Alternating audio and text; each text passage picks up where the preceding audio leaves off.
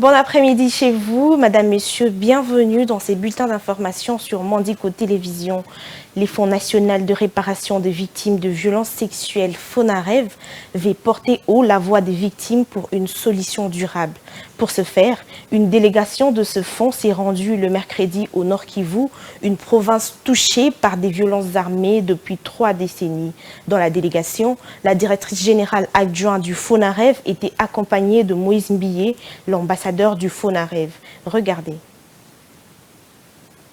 Les victimes des violences sexuelles ont longtemps souffert en silence, non seulement dans le Nord Kivu, également dans les autres provinces du pays où sévissent ces violences. Au Nord Kivu, la situation s'est aggravée à cause des guerres à répétition, y compris celle des rebelles du M23 avec l'appui du Rwanda. Emmanuela Zondi, la directrice générale adjointe du FONAREV à la tête de ces délégations, a souffert de ces violences. À l'issue de l'entretien avec le gouverneur militaire du Nord Kivu, elle a rassuré que le FONAREV tient à porter les voix des victimes de la guerre. Les politiques sont mises en place pour répondre aux attentes des filles qui sont les bénéficiaires du fonds. Nous sommes en train de mettre en place des politiques publiques pour que les déplacés soient pris en charge le plus rapidement possible dans les cadres de nos programmes de réparation intérimaire d'urgence qui vont être de réparation plus ou moins pérennes, qui ne sont pas à confondre avec de l'aide humanitaire.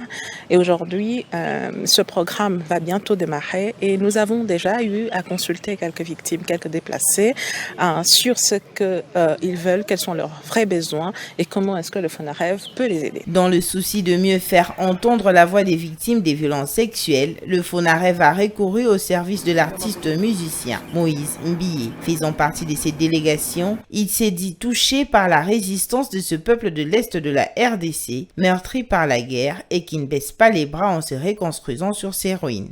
Je vois comment ces peuples se renouvellent, ces peuples se reconstruisent à chaque fois. Il y a eu des tremblements de terre, les volcans, il y a eu des guerres, toutes ces choses.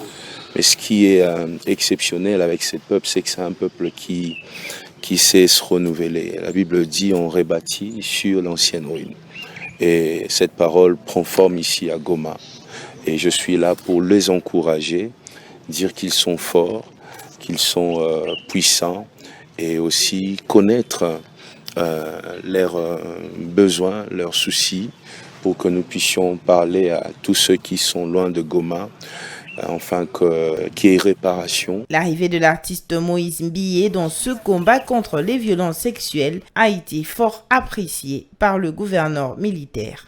D'abord, FONAREV est devenu comme un partenaire permanent parce que chaque moment, il vient à rescousse, il vient avec un message de compassion. Et aujourd'hui, nous avons le pasteur qui est l'ambassadeur de FONAREV. Non seulement que son arrivée, c'est encore un bon message de compassion, mais nous pensons qu'à l'occasion, ils vont prier pour nous, pour que Dieu aussi puisse nous appuyer dans l'effort de paix que le président de la République est en train d'amener pour nous. L'agenda du FONAREV dans le Grand Nord prévoit de rencontrer les victimes, les entendre et voir dans quelle mesure les aider à entrer dans leurs droits dans le cadre de réparation des préjudices subis lors des différentes agressions.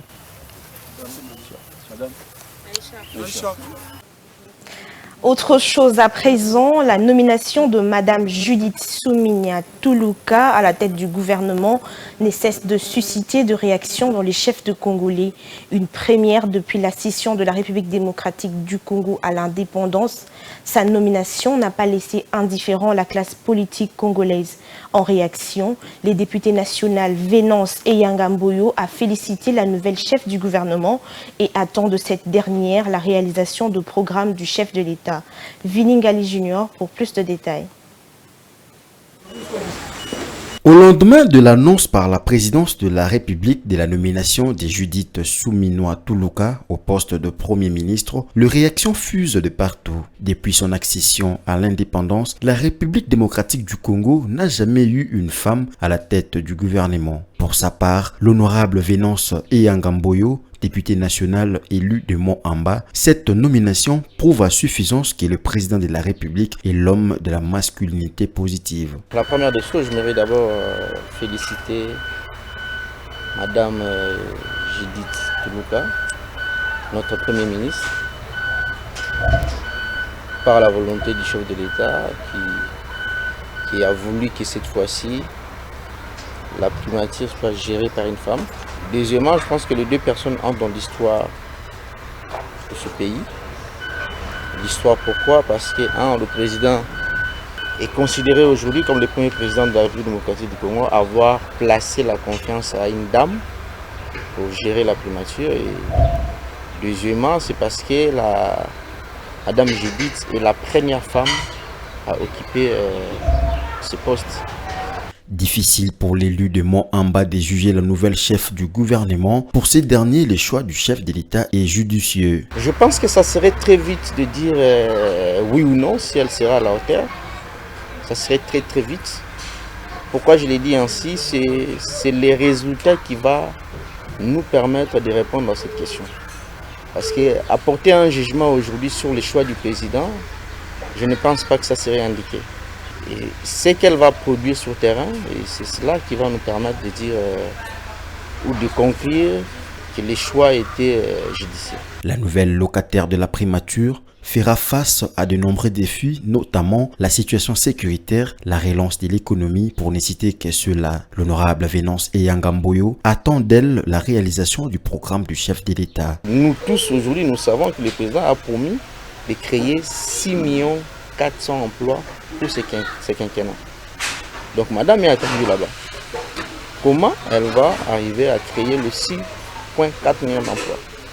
Nous tous aujourd'hui, nous savons que le président a dit, parmi ses engagements, plus de pouvoir d'achat, c'est-à-dire compresser le taux d'échange aujourd'hui qui déstabilise un peu la consommation de nous tous ici.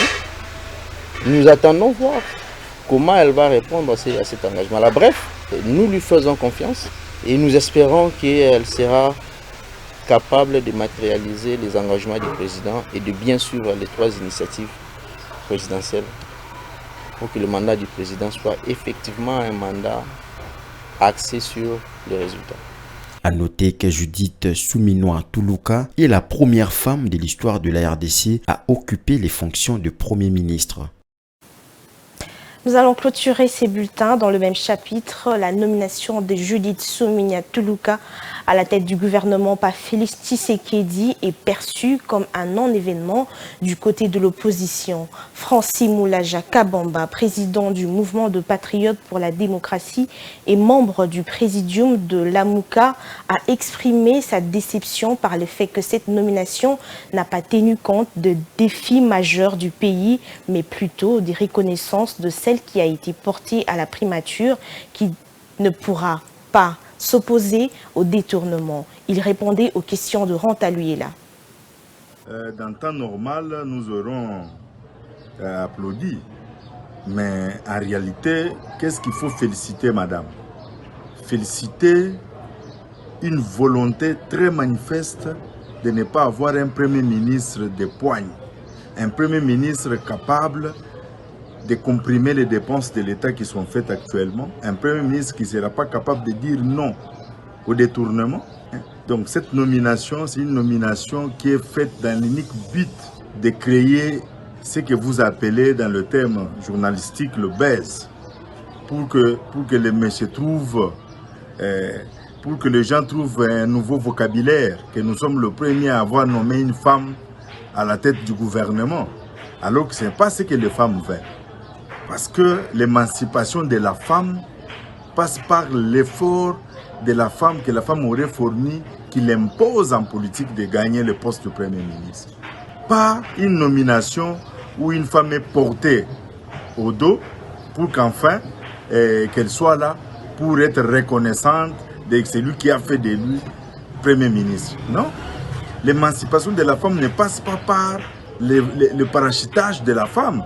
Et aujourd'hui, le Congo est en train de vivre le pire de son histoire avec une crise multiforme, une crise politique aiguë qui demande des réflexions, qui demande des dirigeants de poigne, pas des technocrates. Donc nous comprenons que ce régime n'est pas là pour résoudre le problème de la population congolaise. Alors tout ce que les gens de ce régime veulent, c'est d'avoir des gens qui doivent les être soumis des personnes qui doivent être là pour obéir au doigt et à l'œil. Il n'y a pas un événement ici. Et au contraire, c'est une déception. C'est une déception de voir que le pays va très mal, mais le régime est en train de penser plus à la jouissance. C'est la fin de ces bulletins, Madame, Messieurs. Merci de nous avoir suivis. Restez branchés sur Mandiko Télévision, une pensée, un écrit.